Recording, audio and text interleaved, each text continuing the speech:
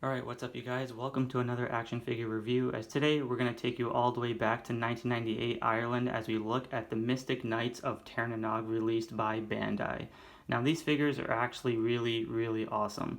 Now if you're not familiar with the Mystic Knights of Ternanog, it's basically in the same realm as Power Rangers, VR Troopers, Big Bad Beetleborg, Superhuman Samurai, and Master Rider. So to briefly go over this show, it's basically these four characters who are in search of these mystical powers, and they basically have to fight evil villains in order to gain a specific power that they each contain an element of the world. So the show basically only lasted one season, as the second season was unfortunately canceled. However, this is basically in the realm of the Saban era, where he basically basked in on innovative ideas of creating these unique superheroes. And this one, again, is a very interesting idea because it takes you all the way to Ireland, and it has a very nice innocent charm to them, just because when you watch the show, it just gives you like that old school vibes. And I don't know how else to explain it other than just by looking at these figures, you can just see how they're each individually designed with a vibrant aesthetic and color scheme, and they each have their own different style of armor to represent the element of life.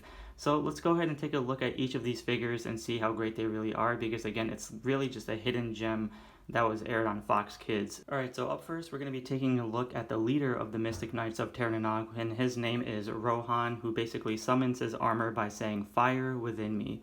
Now this figure is absolutely incredible and really shows you that innovative ideas of the 90s, as the armor and the color palettes is very vivid and very vibrant and just overall amazing to look at. I love how his helmet has that dragon aesthetic, which again is sculpted very nicely, and he has the cool blue eyes. I love how the reds do complement the golds there on the torso. Bottom half of the armor is nicely sculpted, just good detail there by the torso, and the cool looking weapons. And I did equip him with his signature swords, which he does use within the actual TV series. And then he has his red shield, which is probably the highlight of these figures because they each come with their own signature shield, and it's like very chromed out, and it has like a cool blue little emerald or diamond in the middle, which is, you know, a good touch to aesthetics and detail. And the overall goldness with the reds, again, really does complement each other, and I like just how they really tried to capture that whole Irish or these ancient times of the armors and fighting within those unique battles and stuff. So the overall design of it is really nicely done, and yeah, you just can't go wrong with these figures. I love everything about it, and I just remember waking up on Saturday mornings and watching this right after Power Rangers or anywhere around that time. So that is Rohan. Up next, we're going to be taking a look at the only female of the group, and her name is Dearra, and she summons the power of wind as she says, "Air above me." And this is a very beautiful looking figure. I love the color schemes of this one, as it's very like pearlescent, and it has a nice silver shield with gold, and the nice beige colors with the light blues and then the whites just all has a very cool looking gold and little beige there. And again, the golds really do complement the figure as well, and you can see there's some greens by the side of the helmets there. She's basically the princess of the group, as she's from the hierarchy of the certain group of warriors, but she is a pretty fearful warrior and has a very nice looking crossbow, and it gives me that whole cool sculpt of just simplistic yet very modern-esque designs of it. And you can see how the skirt has very good sculpting there with some very cool designs, and then the belt, and then the dragon logo that's right in the middle there as well, with the pearlescent blues and facial expression in the features. She just looks very pretty for that matter, with I believe black or green eyes, can't really tell from the camera. And then you can see the dragon sculpts right there on the top of the helmet with the wings. You can see the shield with the golds and silvers with the red ruby there in the middle. Really good. So that is Dearra. Next we have Ivor, or Ivor. I forgot exactly how to pronounce his name because it has been a while since I've seen the show, but this guy summons the power of water as he says, "Water around me." And this one is a very nice looking figure. I love the blues, I love the golds, and I just love everything about the color scheme of this figure. It just screams out the coolest figure amongst the four.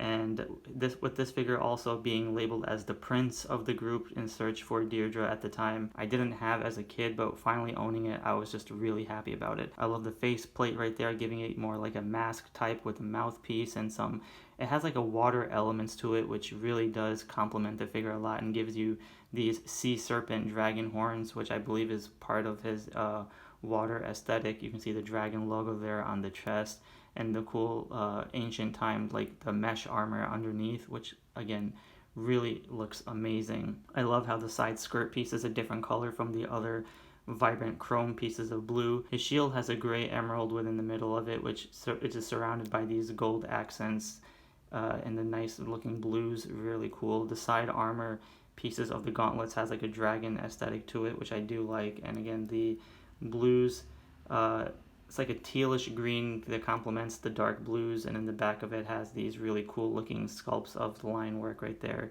Very intricate for that matter. He does have his long staff, which is warped like hell, but that's okay. I mean, you just have to heat it up. And you can see there's like a sea serpent dragon, or like whatever you want to call it, around the trident that he uses. A really, really cool looking figure. I absolutely love it. I just love how it shines within the sunlight here.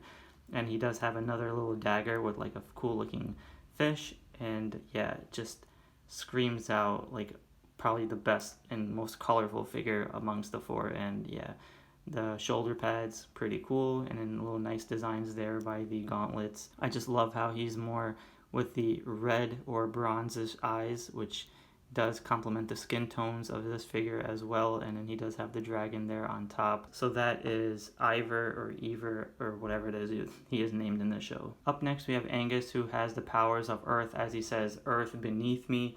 And this is a really cool figure. He's more of the comedic relief of the group and basically gets in trouble a lot within the elders and the masters of the Mystic Knights, but the overall concept of this figure is just so damn badass. He has more of the standard colors of the silvers and golds, which, you know, does look pretty cool, and the overall, like the mallet, the shields, and then the mace, all that stuff just looks, you know, nicely sculpted. I love the ball and chain.